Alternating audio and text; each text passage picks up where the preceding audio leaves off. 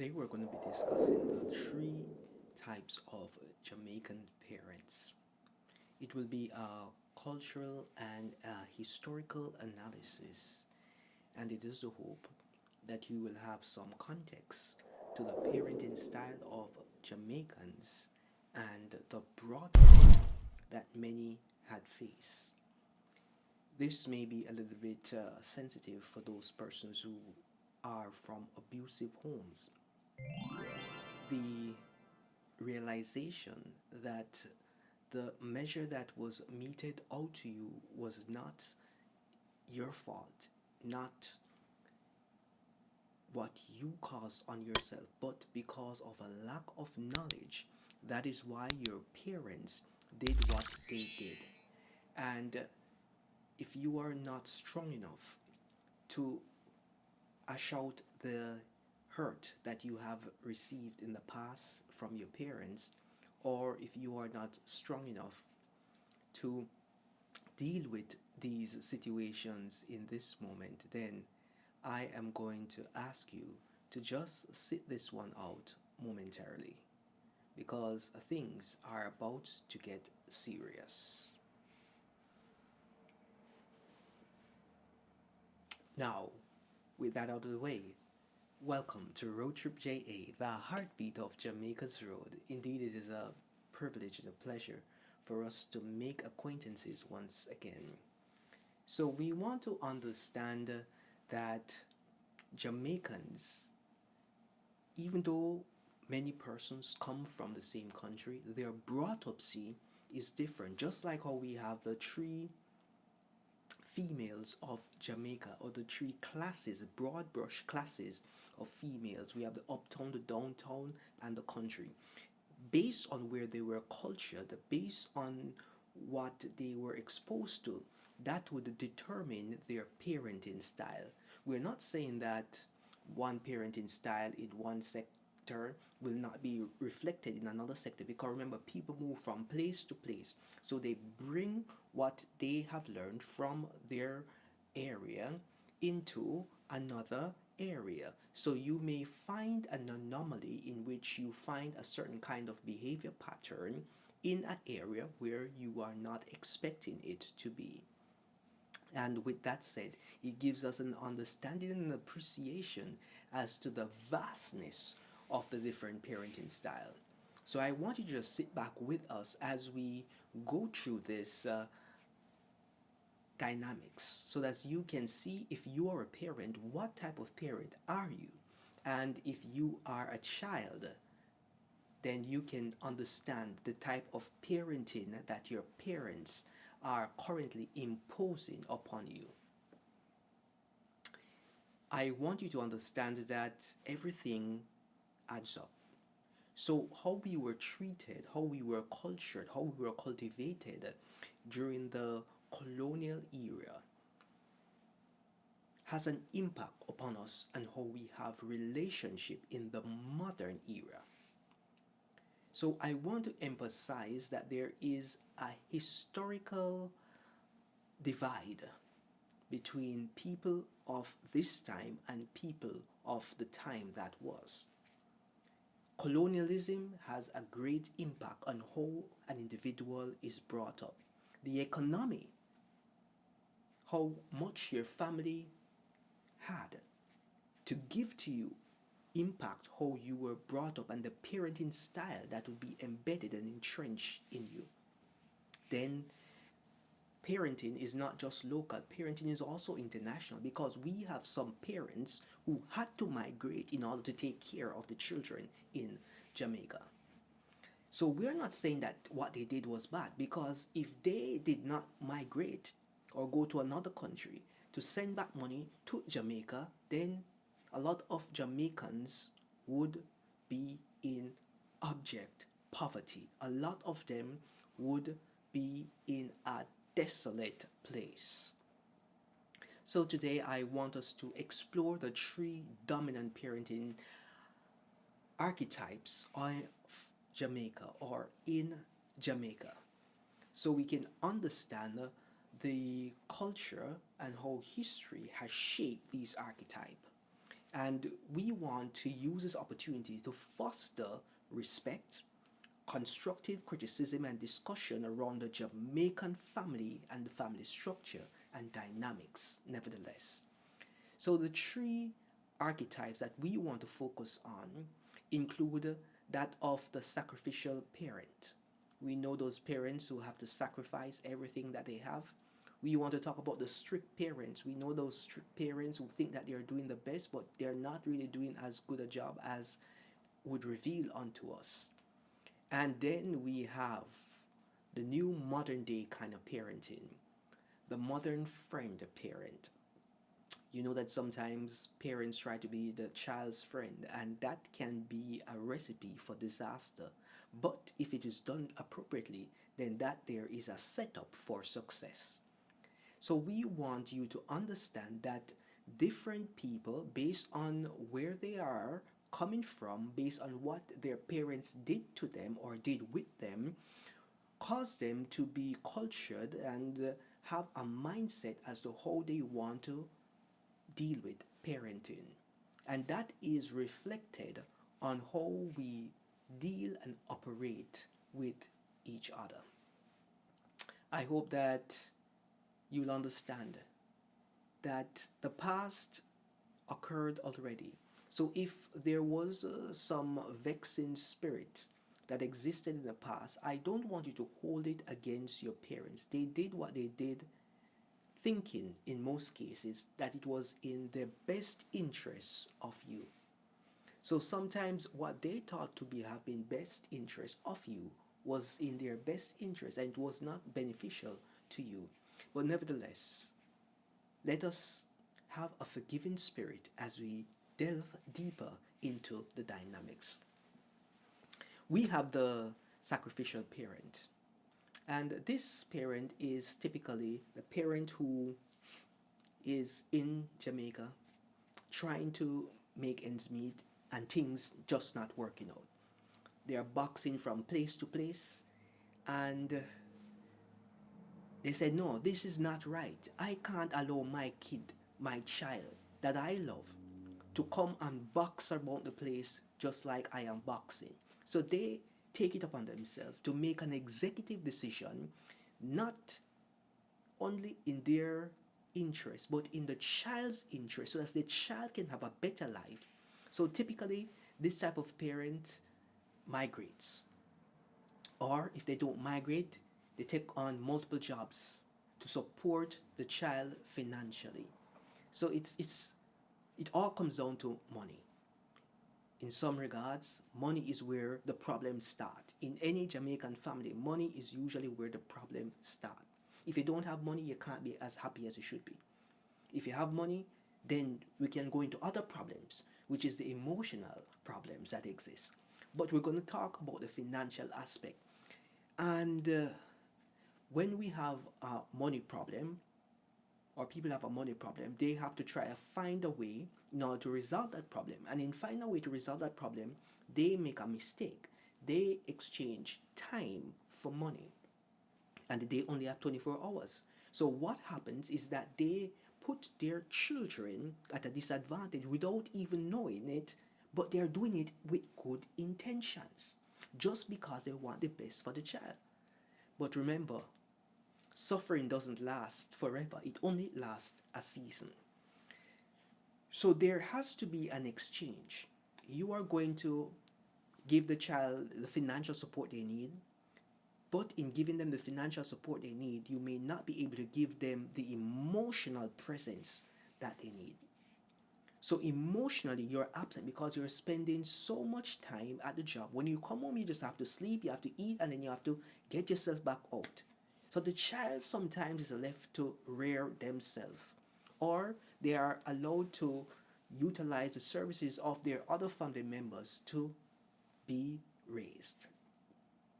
So the sacrificial parent is often the one who makes a tremendous personal sacrifice to ensure that the child is financially secure. And remember, if you don't have the right connections in Jamaica, you're going to be in problems because you can't get the capital that you need. You can't get people to invest in your ideas that you have. So financial security is something that you have to think about, not only for yourself but for your child. Then educational advancement. So many parents who have to migrate, they may not have been as educated as their child is educated, but they know instinctively that based on how the system was designed at the time, they had to get the resources to give the child the best foot forward, make a position so that the child can enjoy the gifts that are available to them.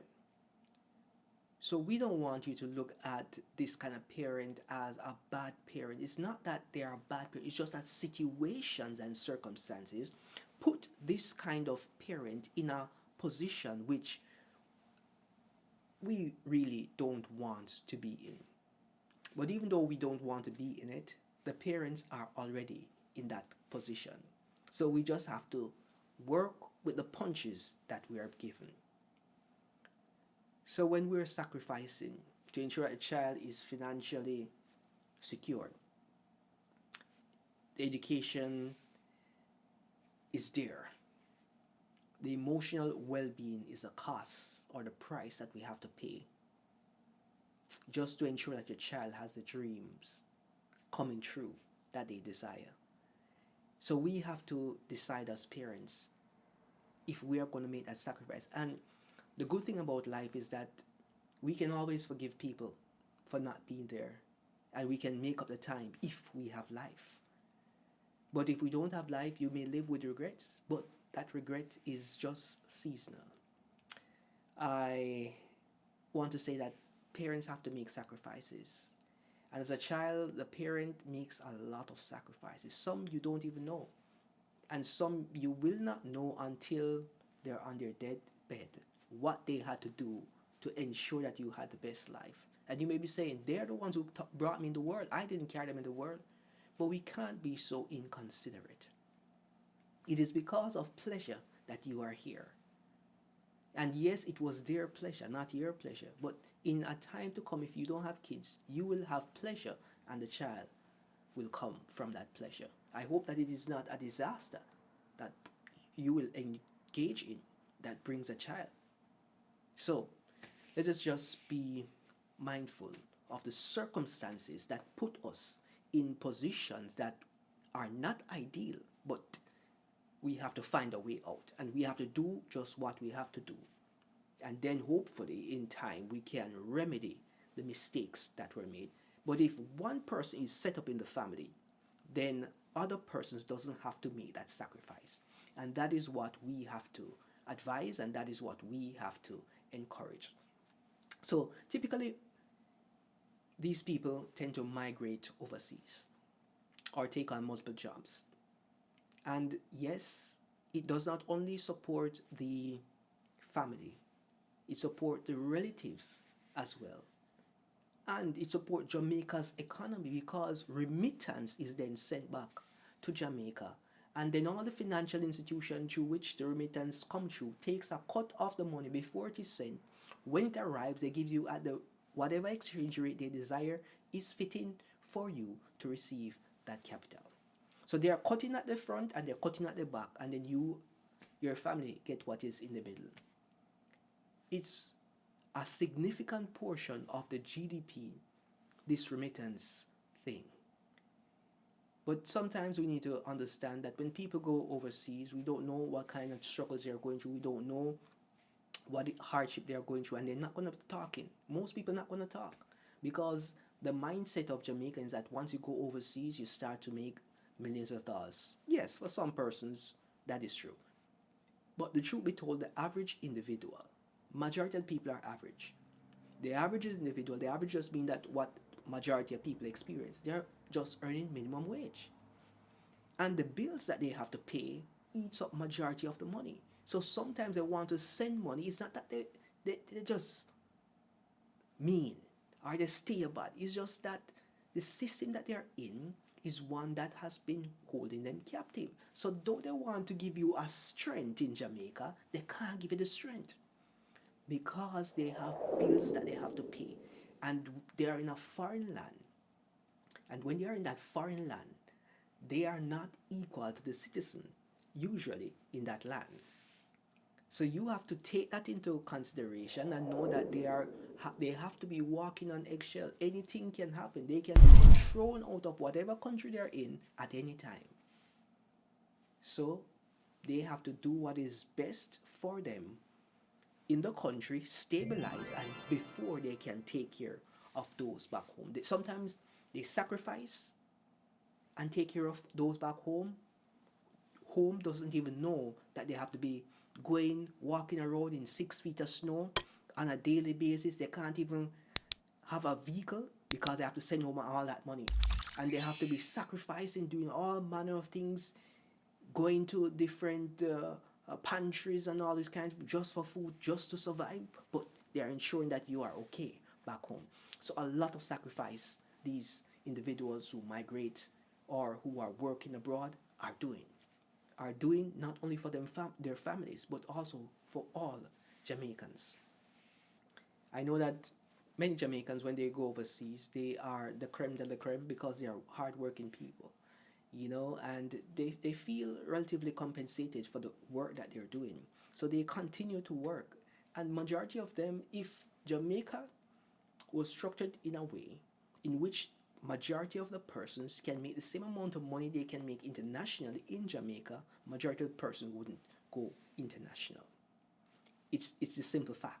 Majority of the persons would not go into. Majority of the persons don't even want to leave Jamaica because Jamaica is a standardized place in which the climate is standard.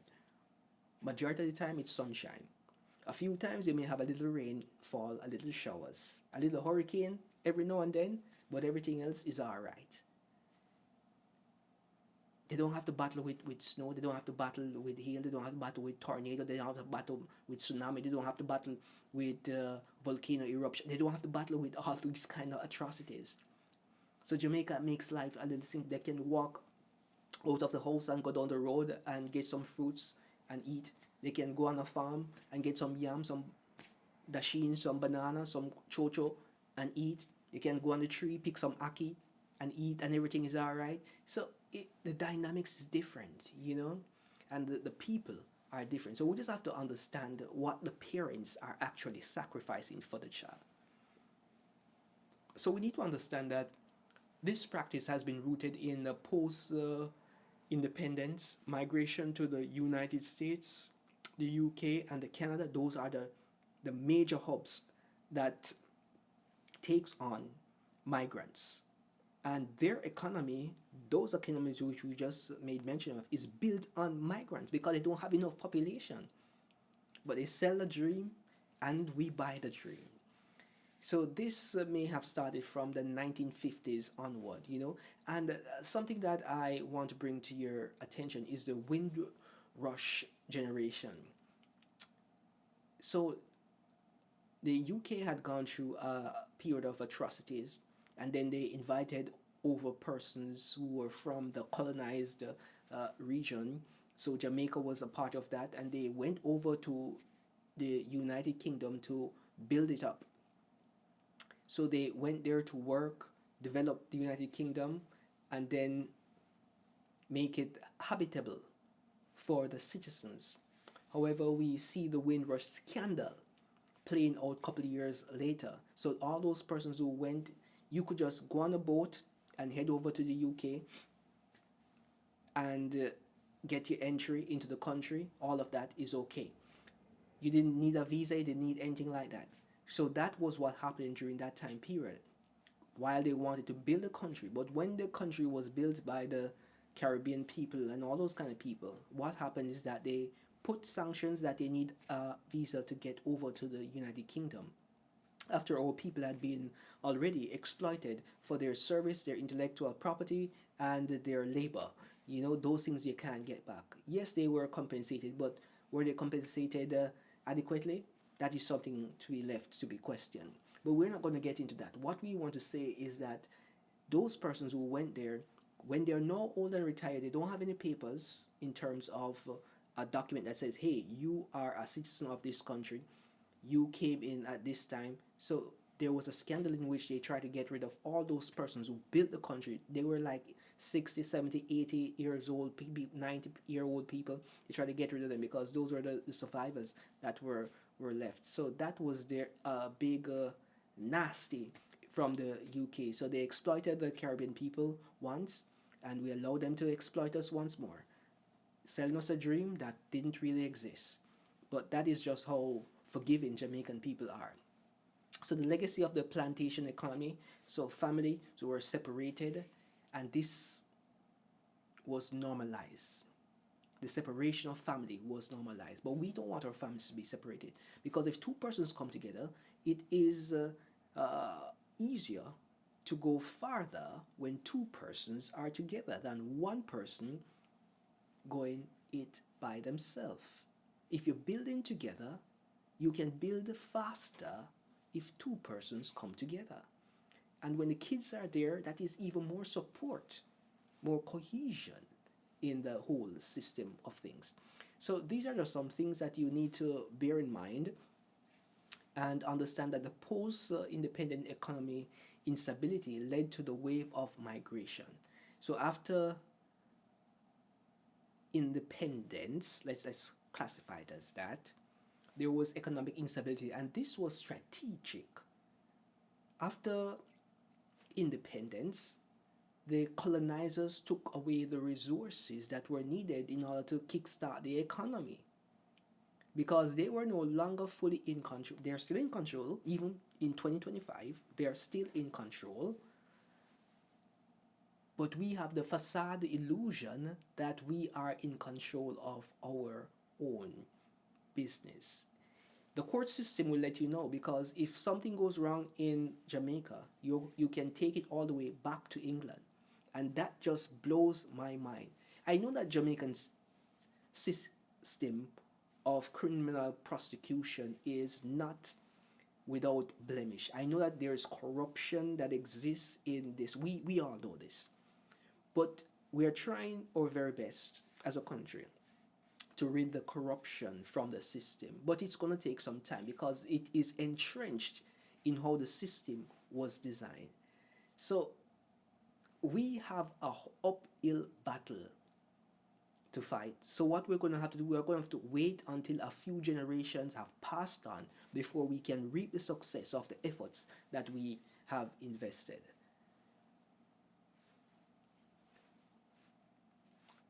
When we had the colonial and the plantation legacy, they created a situation where there was separation of loved ones for the purpose of work. So a family would be on a plantation, and they say, oh, the plantation owner may say, oh no, I can make more money with this plant, this particular individual going to another plant, which you call them the enslaved people, going to another plantation, and they can pay me residual. I think that would be better. So they separate the family. So when we have situations in Jamaica now where men are being separated from their families, women are being separated from their husbands for work purposes, this is nothing new. This was normalized post-colonial and during this enslavement era.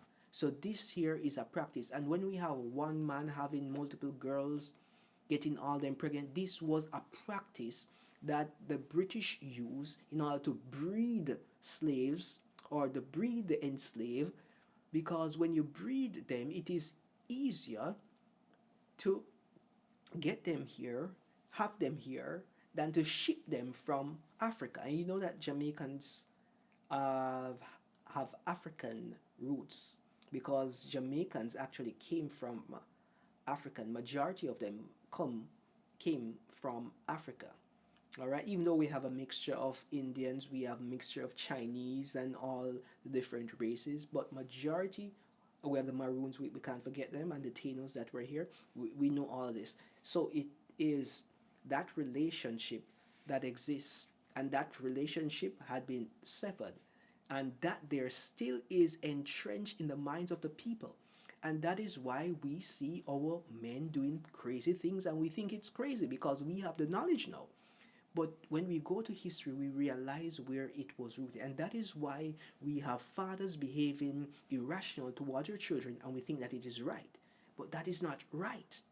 So we just have to bear in mind that not everything that the colonizers had imposed upon the people should still be accepted and practiced. So historical role that existed was the domestic worker.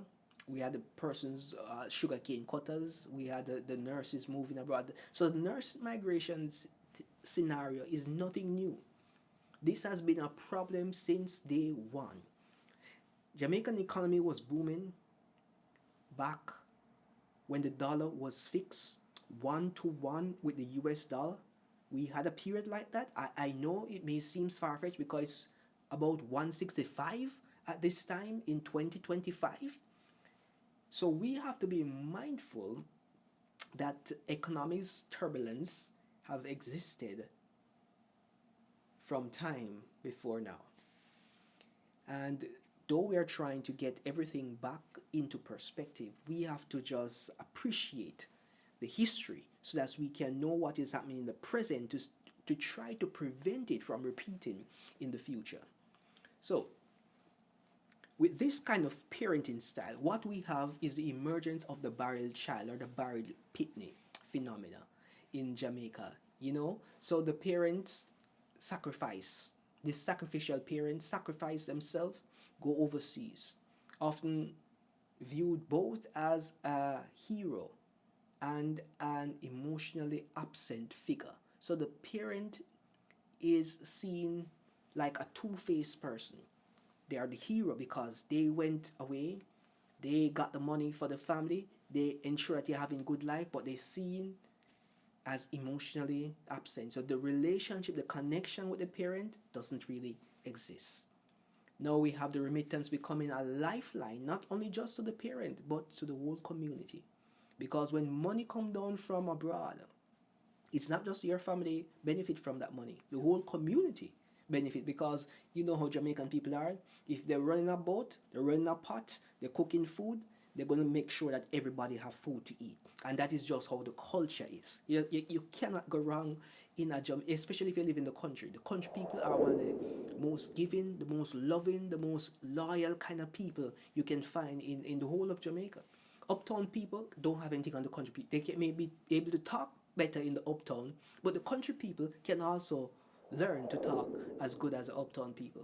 But when you're in the country, status, those things don't matter to you. You're just living your life on the land as how God intended it. So we just have to understand. And the downtown people, they're in a different kettle. They have a lot of struggles, and we don't want to get there right now. If you want to see the uptown and downtown phenomena and the country people, you can watch the video that we did previously. All right. So now, when we have the sacrificial parent, the church and the extended family, and sometimes the neighbors take on the partial role of the parents and give that kind of emotional support, that kind of encouragement. So that the child may feel rich but poor at the same time. So it's confusing to the child. Why do I feel this way? They may feel as though they're moving forward, but they're moving backward. So a lot of things are taking place that they have to just work out. So there's this internal conflict of guilt, not being physically present. The parents have, despite sending all the money, allowing people to build those big houses, ensuring that they can drive the luxury cars, but they can't be there. The children struggle to balance gratitude for the financial support with the feeling of abandonment. Can you imagine? You have everything you need in a house by yourself, but no mama, no papa, nobody there to help you with your homework, as all other kids have it. So growing up without parents is difficult. And for those persons who have lost parents, I pray that you will find comfort and just rely on the good memories. Leave the bad memories alone. Just rely on the good memories of the sacrifice that your parents have made for you. You see, we as a people have to just encourage each other. Because sometimes what happened is not because they really wanted bad to happen, it's just that they were in ignorance. And when you're in ignorance, you're going to operate in that accord. But we want to give you the light. Now you know what it is. Now you can decide if this style is best for your child. And if this is not for your child, then don't do it. Because if you didn't like it, don't give it to your child. But sometimes we have to go where the evidence lead us. So many parents experience isolation and overwork in the foreign land, right? They suffer in silence because they're not going to put that burden on the child, while their child back home is idolizing their sacrifice sometimes. And some children, they are just so ungrateful. They're ungrateful because they don't know what they don't know. And sometimes it's best they don't know, because the story that we're going to discuss in a little while will cause their eyes to open. So, the remittance centers, children live with big mama, grandma. We call them the big man, the big man, They are raised on Western Union. They are raised on MoneyGram. They are raised on all the different remittance services. But is this what is best for them? I want you to, in this moment, just think about it. How did financial provision or absent shape your view of parenting? Because think about it, your parents are supposed to be providing the financial resources that you need so that you don't get exploited. Because as small as Jamaica is, there are people there who have a lot of resources who are waiting to exploit our children. And they give them a small thing, they give them a bigger thing, and they tie them in. And now they become addicted to the thing that they're getting. And then those persons want to give them things which a child should not be receiving, in places a child should not even allow to be. You understand what I'm saying? But I'm not going to get into that. So the understanding that your parents make a sacrifice for you, getting you the financial resources so that you are in a better position, so that you are not exploited. So sometimes we know that the domestic helpers, they get a lot of exploitation, because they're working for this boss. This boss is not a man of God. They don't believe in God, or they claim that they believe in God. They may even go to church, but they don't believe in God because of what they have been doing. So they molest these domestic helpers. They impregnate them in some instances. They do all manner of atrocities, and then mama keep it quiet. Can you believe that?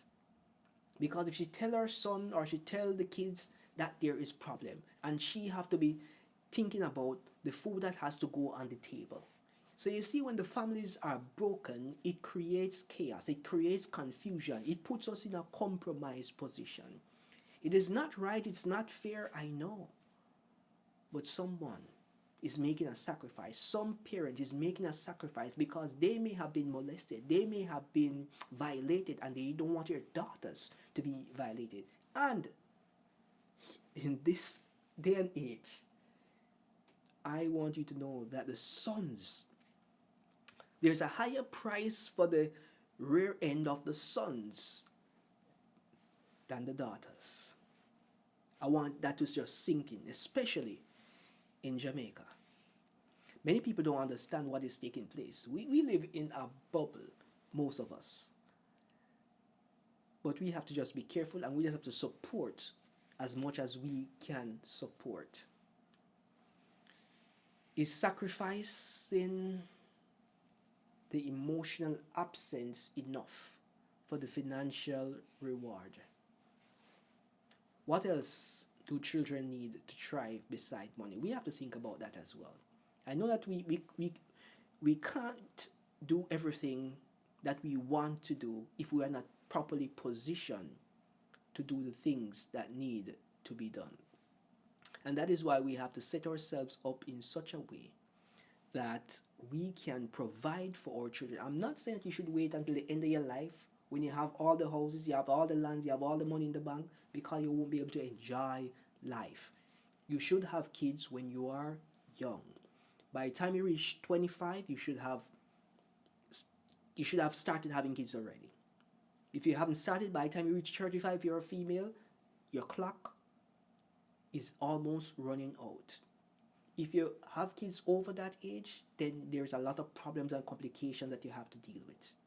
So you just have to think about what is in your best interest. I know that Jamaica is having a birth crisis. We're going to discuss that in another scene, but we have to understand the type of parenting and try to see if we can put the pieces together to find out why we are having the birth crisis, the birth deficit.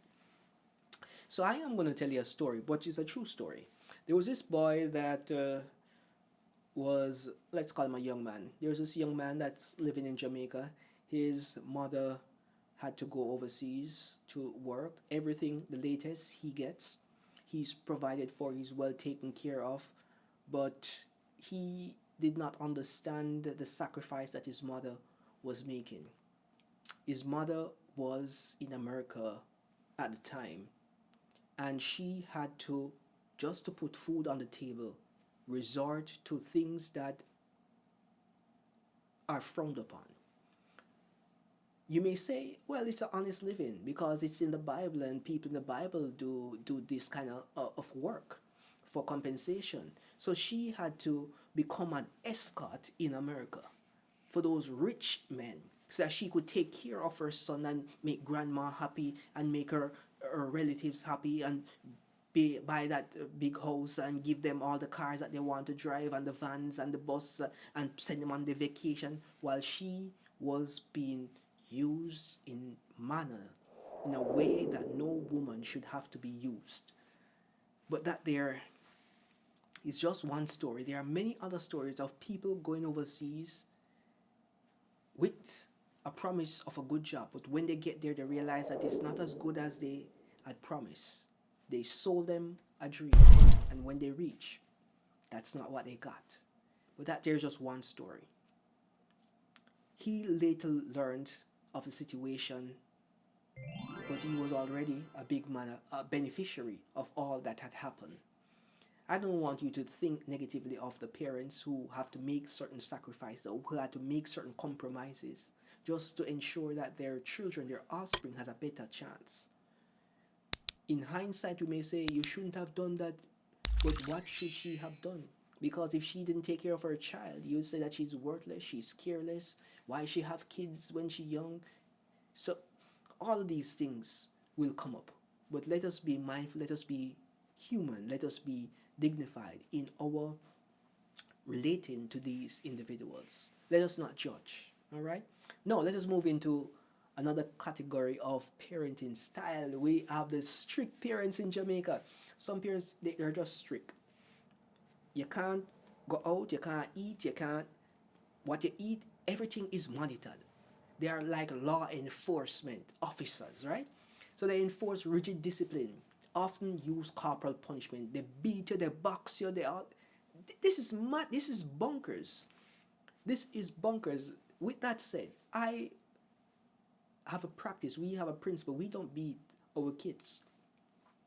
We don't practice to beat children. That there is abuse, actually. Some persons in the older school may say, yes, you must beat them because the Bible says, we soon get to that. Let's not get there so quickly, so hastily. So they believe in clear rules, obedience and respect. A child must be seen and not heard. That is ridiculous. That is madness. How can a child develop confidence if they must be seen and not heard? There we have a divide. So this here is influence of slavery and the colonial punishment. And if we say that we are emancipated, we should not allow corporal punishment in our schools. We should not even beat our children. If we can't speak to them and allow them to get it, then that there is a reflection on our parenting and not their misdeeds. So in my eyes, there is no bad child. There is just bad parenting. And then you're going to say, we're going to blame you. You should have known that your son. Well, if you train the child properly in the first instances, you give them the principles, the guidance, then the child wouldn't do whatever it is that you didn't want them to do. Whatever is cultured and fostered in the household, that is what the child is going to do eventually. So we have to just be mindful of how we present information to the children so that they can have an advantage in the society. So the British, the Victorian rule embedded in the Jamaican education and church life also speaks to this kind of negative ideology. Let me ask you a question. Have you ever seen a king getting beaten? Even when he's a child, have you ever seen a king getting beaten? I want you to look at your child as royalty. And if you look at your child as royalty and you look at how the royals are treated, you will never, ever treat your child in that way. It's the residue of slavery while you want to beat, abuse, and disrespect your children. That there should never be allowed or entertained or even encouraged. So there's a proverb that says, don't spare the rod and spoil the child. Many people who are strict parents tend to use that, misuse that in actuality, to abuse a child. All right? So the social cultural element that we want to examine is that the importance of respect. Respect should be there. Yes, the parent should be respected. Yes, but you can't force respect. Respect should be given freely, just like how reverence can't be forced. Reverence have to be given freely. So they use the Proverbs and the Bible reference in discipline.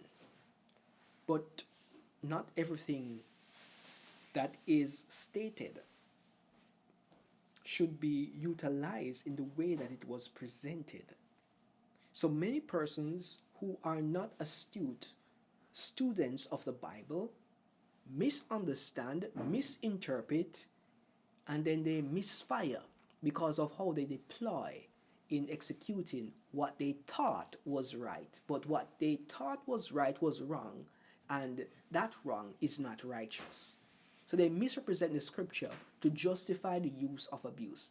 If we're going to beat our child and we're going to tell them that this is the way that we should train them up, this is the way we have to train them up, it means that we cannot say anything if the child start beating the police officer, if the child go out and start beating his girlfriend or his boyfriend or his husband or his wife. We can't say anything because we were the ones who instilled that in the child.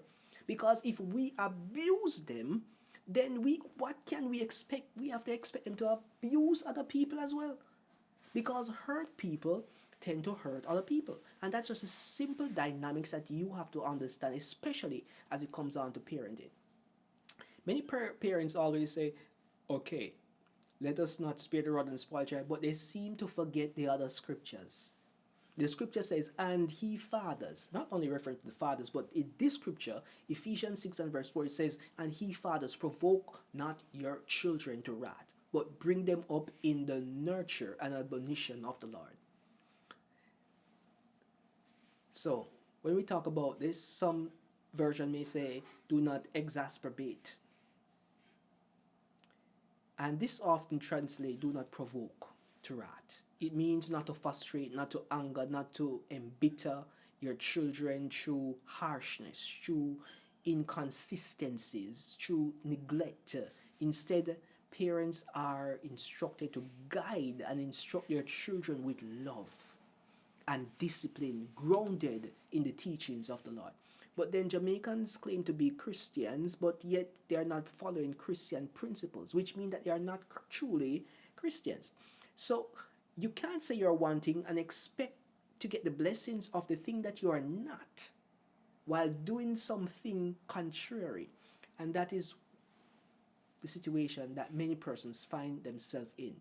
If you are truly Christian, you have to read the Bible, you have to practice what the Bible encourages you, and then when you practice what the Bible encourages you, even if the law says certain things that are right and your Bible says it's not righteous, then you know that that is not righteous for you to do. Other people can do it, but you will not do it. So Colossians 3 and verse 21, it says, Father, provoke not your children to anger, lest they be discouraged. So sometimes when you have children who are behaving, what we call them, defensive, they are behaving rude, they are behaving questionable, they are behaving violent, they are lashing out. That's the word I'm looking for. When they are lashing out, it's not because they want to just lash out. It's sometimes just because of the situation. They don't know how to regulate their emotions. They don't know how to present certain ideologies. They don't know how to deal with the emotions that they are swarmed with, especially when you're going through the puberty cycle. So when all of these things are happening, we have ourselves in a very disadvantageous situation when the children are angered, especially from a person of authority. And if the child can't respect the father, the child will not respect any other authority figure. So that there's something. So when the fathers are missing from the home, we have problems. There are just some problems that you don't need to have.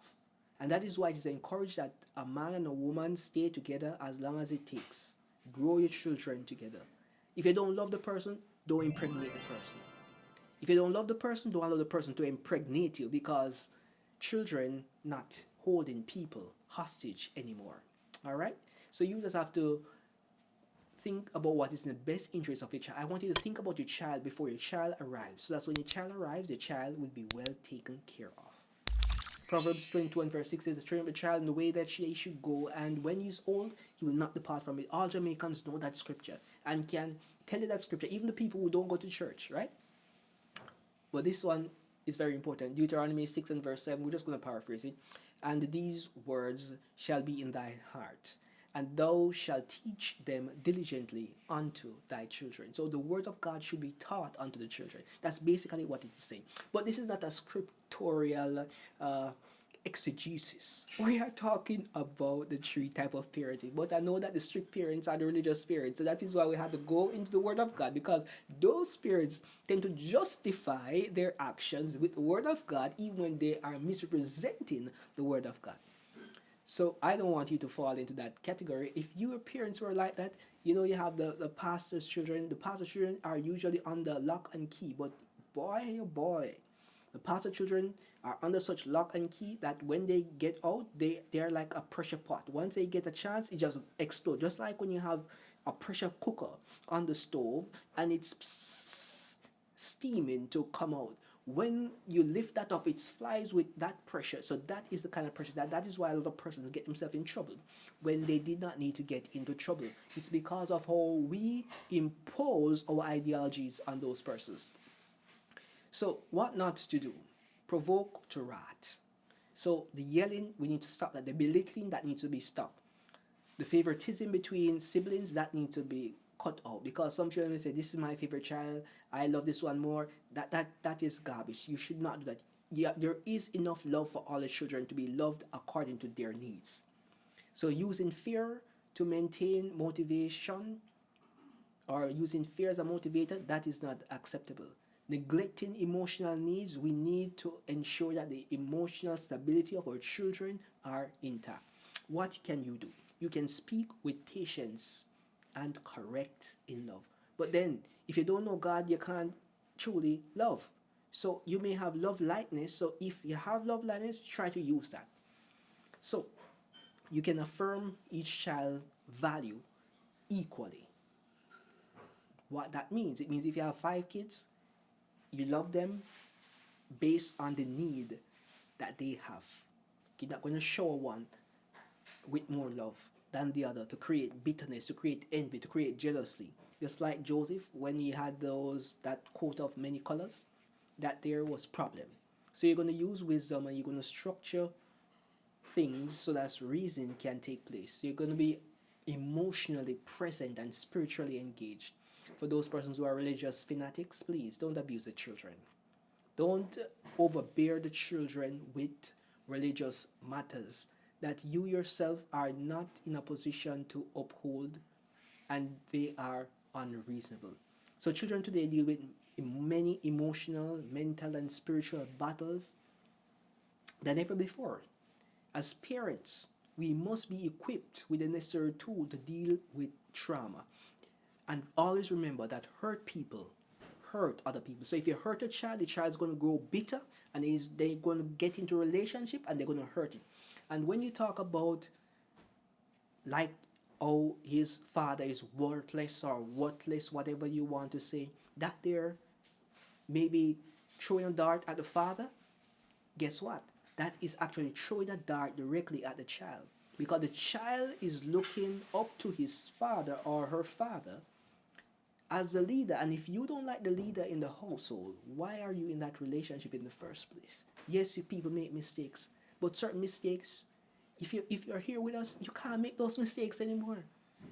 You once bitten, twice shy. You're here now. That's good. Let us move in righteousness.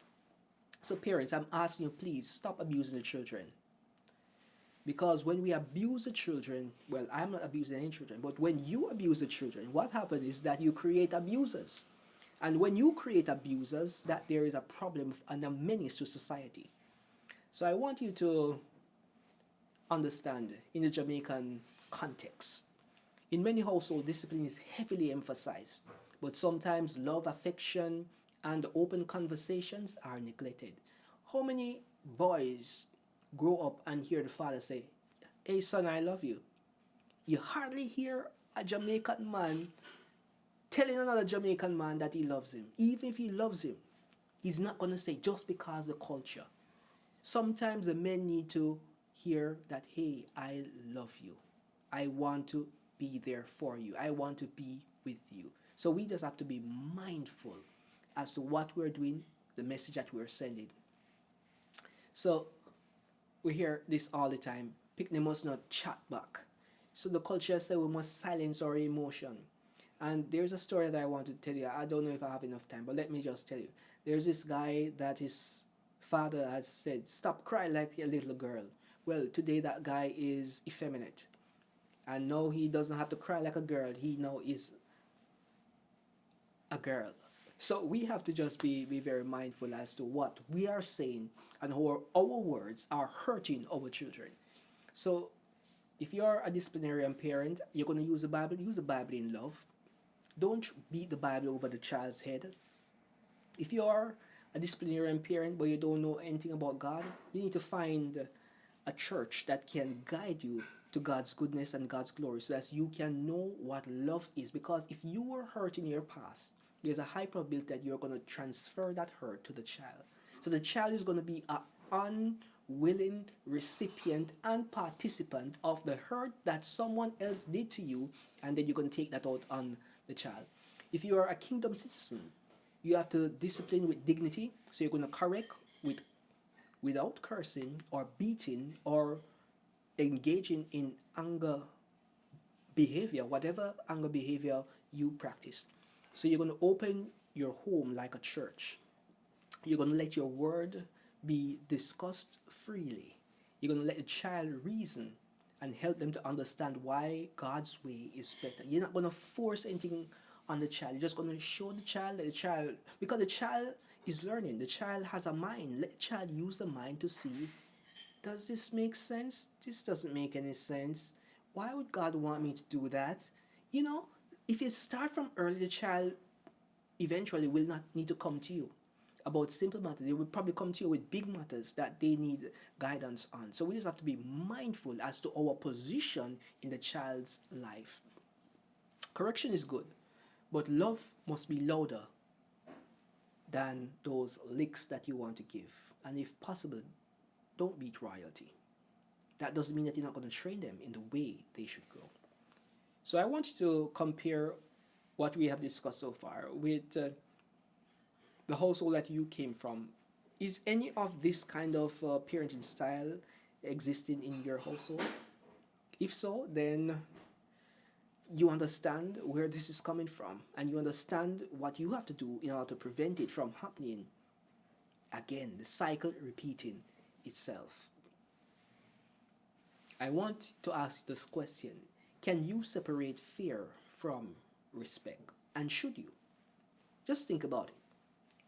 And let us know in the comments what you came up with, what you think is the best way to move forward. So now, as we move in the modern era, we are in 2025 and beyond. There is a modern style of parenting in which the modern friend parent exists. So this parenting style is basically just what parenting should be in most regards if done properly. So it seeks to connect emotionally with the child. There is some relationship. There is not just a hierarchical relationship. There is an actual relationship in which the child can understand who they are and accept that the parent exists and have a bonding with the parent. So the values are discussed freely. Freedom is there, mental health is there, and the child is allowed to express themselves creatively. So emerging during or after the 1990s with the influences from the diaspora, the internet, the media, we saw what worked in other countries, we adapted it, we formulated it, and then we have this new phenomena. Well, it's not new, but yes, it's new to us. So it reflects a breakdown from the colonial framework. All right? So when this framework has been broken down, then we are now positioned to actually enjoy our children the way they should. We can stay at home and support them. We can give them the love, the nurturing they need in order to grow and cultivate them. So all these things, all these struggles that we have in today's day, they stem from the colonial experience. But sometimes we are disconnected from our past and we operate in the present, not understand that the past is impacting the present, that is going to impact the future in which a cycle is going to be repeated. So when we understand all of this, then we can better position ourselves to enjoy a greater exposure to the world global parenting style that work. We can use therapy language and emotional intelligence to navigate criticism, to navigate the generational gap. So let us look at a few researches, because this kind of parenting has been practiced before. It's not really new, revolutionary, but it may be new to many persons. So in 2008, a UNICEF report emphasized that children who experience emotional responsive parent are more likely to succeed academically and socially. So they can communicate better with the parents, they have more confidence, they exude that aura, and they are not only smart, but they are sociable being. So there's a survey by Statin in 2021 that youth who reported having open and honest conversation with their parents showed higher self-esteem and lower incidence of risky behavior. And that is so true. When you have your parents giving you the guidance, when you have the parents as your friend, when you have your parents as your confidant, then you are going to go in accordance to what they desire, because that there is a parenting style where love is the embodiment of the whole style. There was another study in 2017 published by the Caribbean Journal of Psychology. It highlighted that Jamaican adolescents preferred parents who blend warmth and structured guidance rather than authoritarian control.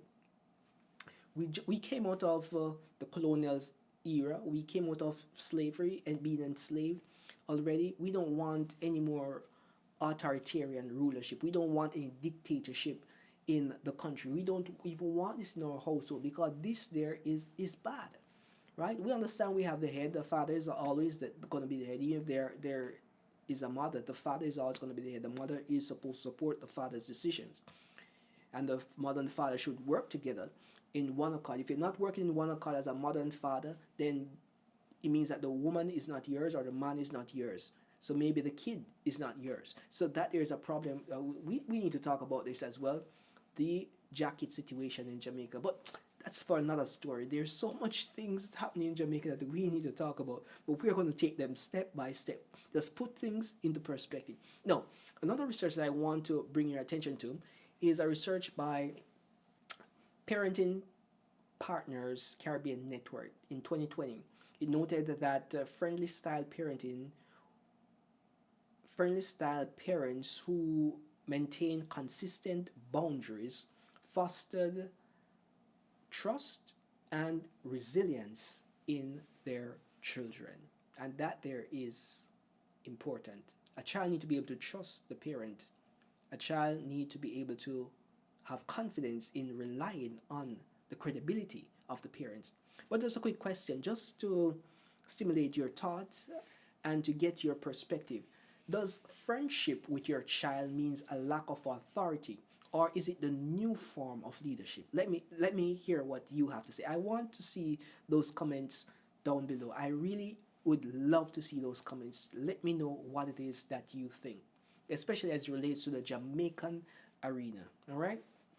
So what we have discussed so far is that we have three main archetype of parenting in Jamaica existing at this very moment. We have the sacrificial parent, the parents that go abroad and send back the barrel and send back the remittance and try to ensure that the money is there, the funds are right, but they are emotionally absent in most regards. Not in all cases, but in most regards. And the child is somewhat distant from that parent. Then we have the strict parent. That is the church kind of parent. They are disciplinarian, the army kind of parent. They have the rules, they have the regulation. They want to whip you, they want to flog you, they want to train you in the way that you should go. They want to have the rod, they don't want to spare the rod. They abuse the children and all this kind of stuff. But that there is not the best way. It's a modern kind of parenting, which is the third type, the friend parent, which is most ideal if you want your child to have the best possible outcome. So history plays a very important role in where we are at this juncture. And if we were not enslaved, then maybe we wouldn't even have this discussion, because the Africans knew how to grow children. Their culture is different, right? And when you have been disconnected so long from your culture, you have been disconnected from your source, your maker, then that creates problems, that create atrocities. So what I want you to understand is that parenting is not just a domestic act. It is a cultural transmission. What we teach, what we model, and what we reinforce in our home becomes the next generation. It is the definition of love, it's the definition of power, it's the definition of self-worth. For Jamaica to thrive, not just economically, we want Jamaica to thrive economically. A lot of us know we have more money than many persons back in their days. Yes, it's not about the money. It's about striving holistically. All right, so we want to be an emotionally viable people. We want to be an economically viable people. We want to be a spiritually viable people. But we must mature whole children, not just obedient people who are just yes men, can't make a decision for themselves. They need to get instruction. We don't want those kind of people. We want our children to be able to critically think, analyze, assess, and determine what is in their best interest. The future belongs to balanced parenting, firm yet fair, traditional yet evolved, rooted in culture yet responsive to the emotional need and the technological advancement in the time that we're living in. So this is just a call to Jamaica and the world. Jamaica stands at a crossroad. Will we cling to the inherent model that no longer serves our children, or will we courageously step out, reimagine parenting through empathy, education, and grace? Let our legacy not be one of fear, distance, or confusion, but of intentional empowerment, intentional information, intentional informed parenting. Around the world, families are also grappling with the evolution. Jamaican parenting with its deep spirituality, creates some form of resilience, yes.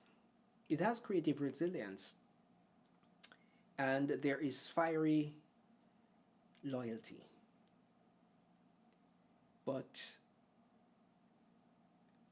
we have fallen short. Our children are suffering. We need them not to suffer any longer. So, what I want to leave with you is this: let us build homes where discipline is clothed in dignity, where sacrifice is met with presence, and where modern ideas are rooted in ancient wisdom. Let us parent as parenting should be done, with a renewed commitment to raise children who are emotionally, intelligently, culturally grounded, spiritually strong, and globally ready. Children are not vessels to be filled, but a fire to be ignited. With that said, signing out from RoadTripja, this is Dr. A. Walk, ride, drive, and fly good until we meet again. Be blessed and be a good